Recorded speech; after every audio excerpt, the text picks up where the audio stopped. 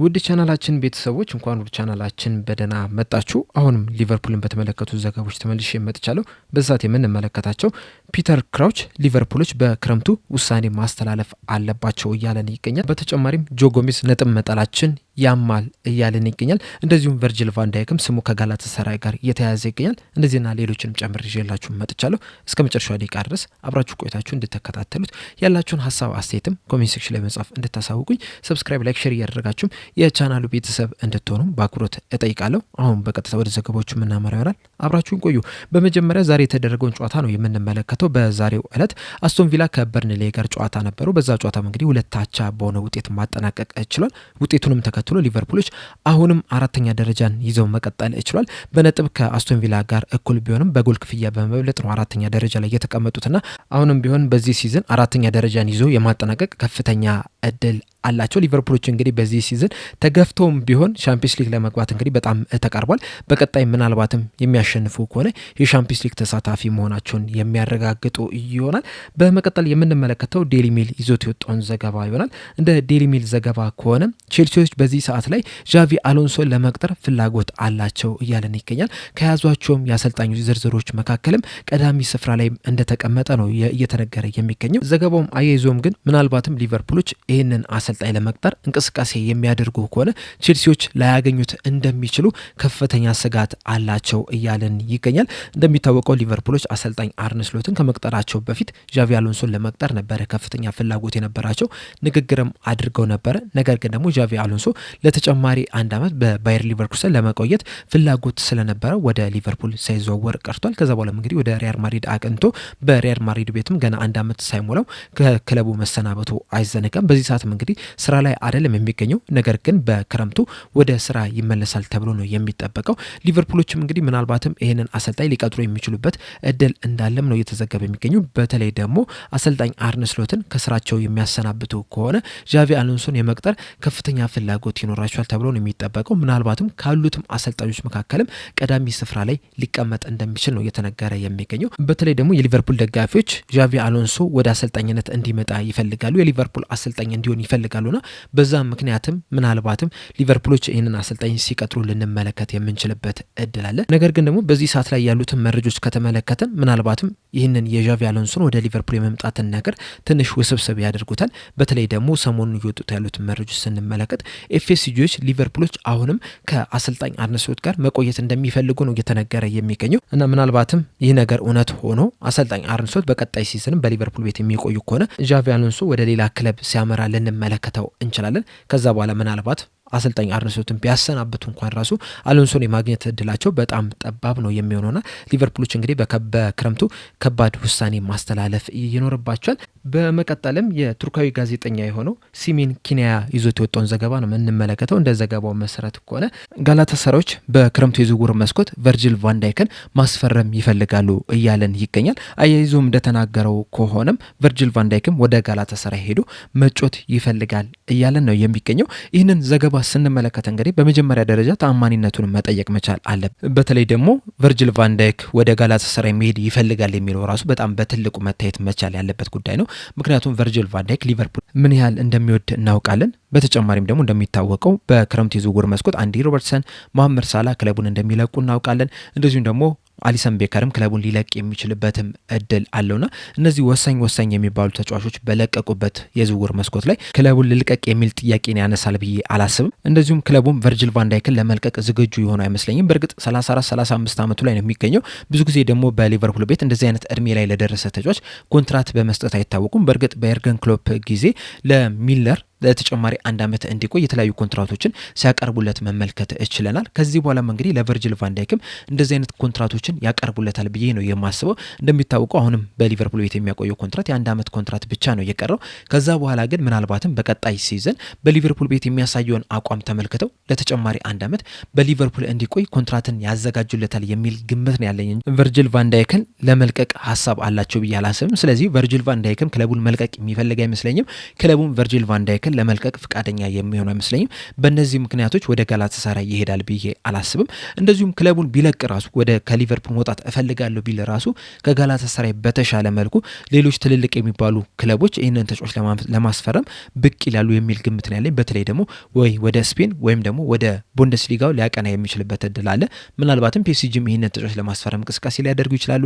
እንደዚሁም ደግሞ በጣሊያን ሴሪያም እና ኢንተር ሚላን፣ ጁቬንቱስ፣ ኤሲ ሚላኖችም ይህንን ተጫዋች ለማስፈረም እንቅስቃሴ ያደርጋሉ ብዬ አስባለሁና ወደ ጋላታሳራይ ከማቅናት ይልቅ ወደ እነዚህ ክለቦች ሊቀላቀል ይችላል የሚል ግምት ነው ያለኝና በመጀመሪያ ደረጃ ከሊቨርፑል አይለቅም። ቢለቅ እንኳን ራሱ ወደ ጋላታሳራይ ይሄዳል የሚል ምንም አይነት ሀሳብ የለኝም። እናንተስ በዚህ ዙሪያ ያላችሁ ሀሳብ ምንድነው?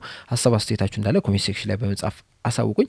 በመቀጠል የምንመለከተው ጆ ጎሜዝ የሰጠውን አስተያየት ነው። ጆ ጎሜዝ ሊቨርፑል ከቼልሲ ጋር አንዳቻ ከተለያዩበት ጨዋታ በኋላ በሰጠው አስተያየት ይህንን ጨዋታ ነጥብ መጣላችን፣ አቻ መውጣታችን በጣም ያማል የሚል አስተያየቱን ሰጥቷል። አያይዞም እንግዲህ በደጋፊው ጩኸት ዙሪያ በሰጠው አስተያየት ጩኸታቸው በጣም ተሰምቶናል፣ ይህንን ነገር መስማት አንፈልግም ነበረ።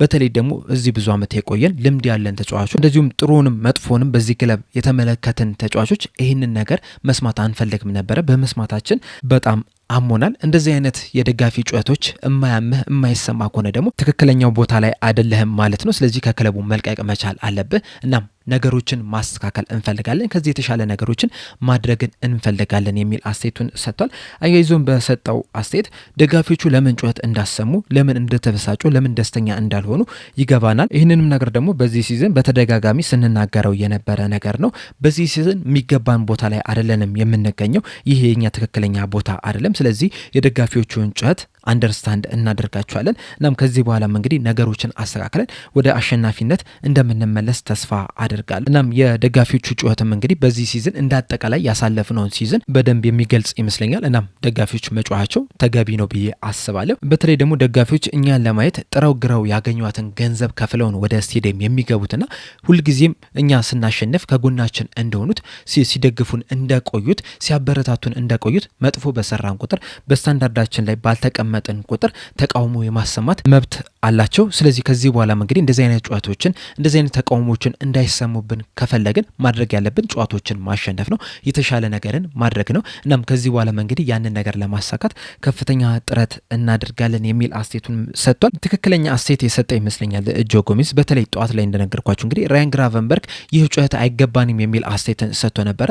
ነገር ግን ጆ ጎሜዝ የሰጠው አስተያየት ግን ተገቢ የሚባል አስተያየት ነው። ምክንያቱም ባለፈው ሲዝን ሊቨርፑሎች የፕሪሚየር ሊግ ዋንጫ በሚያነሱበት ሰዓት የደጋፊው ድጋፍ አልተለያቸውም ነበር። ከመጀመሪያው ጨዋታ ቀን ጀምሮ እስከ መጨረሻው የጨዋታ ቀን ድረስ የሊቨርፑል ደጋፊዎች ከጎናቸው ነበሩ። በተቸገሩበት ሰዓት እንኳን ራሱ እያበረታቷቸው የተሻለ ውጤትን እንዲያመጡ ሲያደርጉ መመልከት ይችላል። የምታስታውሱት ከሆነ ደግሞ በተለይ ከአርሰናል ጋር በሚጫወቱበት ሰዓት፣ ከማንቸስተር ሲቲ ጋር በሚጫወቱበት ሰዓት ይህ ድጋፍ አልተለያቸውም ነበርና በጣም ጥሩ በነበሩበት ሰዓትም የሊቨርፑል ደጋፊዎች ድጋፍ ነበሩ፣ መጥፋም በነበሩበት ሰዓትም ይህ የሊቨርፑል ደጋፊዎች ድጋፍ ከጎናቸው ነበረና እንደዚህ አይነት መጥፎ እንቅስቃሴ በሚያደርጉበት ሰዓት ደግሞ ተቃውሞ ቢያሰሙ ራሱ መወቀስ የለባቸው።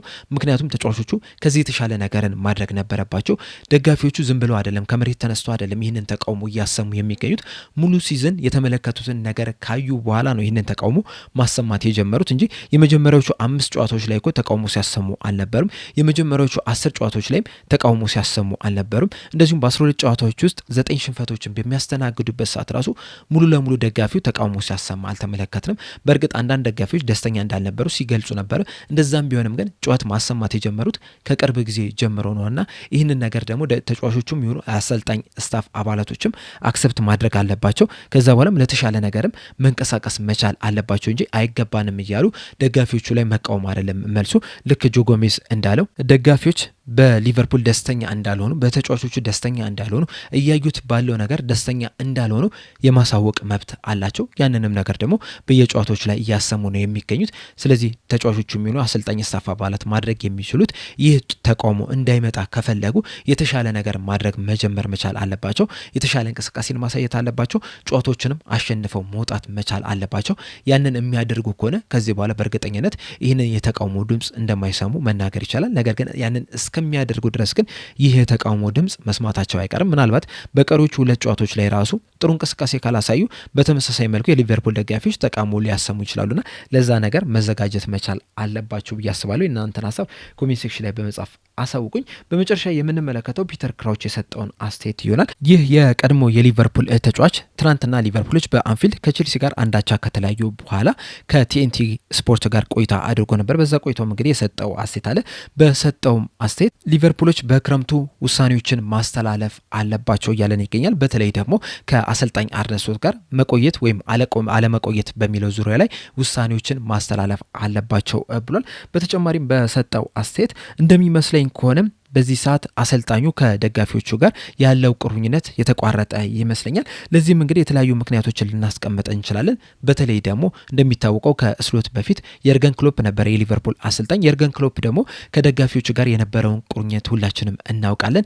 ያ ደግሞ በዚህ ሰዓት ላይ ለአሰልጣኝ አርነ ስሎት ላይ ትልቅ ተጽዕኖ የፈጠረ ይመስለኛል። ምክንያቱም አሰልጣኝ አርነ ስሎት የርገን ክሎፕን የመተካት ትልቅ ኃላፊነት ነው ያላቸው። በእርግጥ ባለፈው ሲዝን ሊቨርፑሎች ጨዋታዎችን እያሸነፉ ስለነበረ ያን ያህል ነገሮች ሲነሱ አልነበረም። በዚህ ሲዝን ግን በተለይ ደግሞ የሊቨርፑል አጨዋወትን ከተመለከታችሁ በጣም እየተቸገሩ ነው የሚገኙትና ያ ነገር ተጽዕኖ ፈጥሮባቸዋል። ከዛ በተጨማሪም ደግሞ በዚህ ሲዝን ሊቨርፑሎች እየተጠቀሙ ያሉት የጨዋታ ስታይል እንደዚሁም ደግሞ በክረምቱም ያደረጉት ዝውውሮች የወሰኗቸው ውሳኔዎች እንደዚሁም ደግሞ አዳዲስ ተጫዋቾችም በፍጥነት ከቡድኑ ጋር አለመዋሃዳቸውና ልክ እንዳለፈው ዓመት ጥሩ እንቅስቃሴ አለማሳየታቸው ደጋፊዎችን አበሳጭቷል፣ ደስተኛ እንዳይሆኑ አድርጓል። ያ ደግሞ ትልቅ ተጽዕኖ እየፈጠረ ነው የሚገኘው። ስለዚህ ኤፍኤስጂዎች የሊቨርፑል ባለቤቶች በክረምቱ ወይ ከአሰልጣኝ አርነ ስሎት ጋር እንቆይ፣ ተጫዋቾችን እናስፈርምለት፣ ጥሩ ነገሮችን ይሰራል ብለው ማመን አለባቸው። ካልሆነም ደግሞ ከዚህ በኋላ ከአሰልጣኝ አርነ ስሎት ጋር መቆየት ተገቢ ነው ወይ በሚለው ዙሪያ ላይ ውሳኔዎችን ማስተላለፍ መቻል አለባቸው የሚል አስተያየቱን ሰጥቷል። እንደሚታወቀው አብዛኛው የሊቨርፑል ደጋፊ ከዚህ በኋላ አሰልጣኝ አርነ ስሎት በሊቨርፑል እንዲቆዩ አይፈልግም። ነገር ግን ደግሞ የሊቨርፑል ባለቤቶች አሁንም በአሰልጣኝ አርነ ስሎት ላይ እምነት እንዳላቸው የተለያዩ ዘገቦችን እየተመለከተ ነው የምንገኘው። በእርግጥ አንዳንድ መረጃዎች እንደሚናገሩት ከሆነ በዚህ ሰዓት ላይ በአሰልጣኝ አርነ ስሎት ቆይታ ላይ ምንም አይነት ውሳኔ እንዳልተወሰነ ነው እየተነገረ የሚገኘው።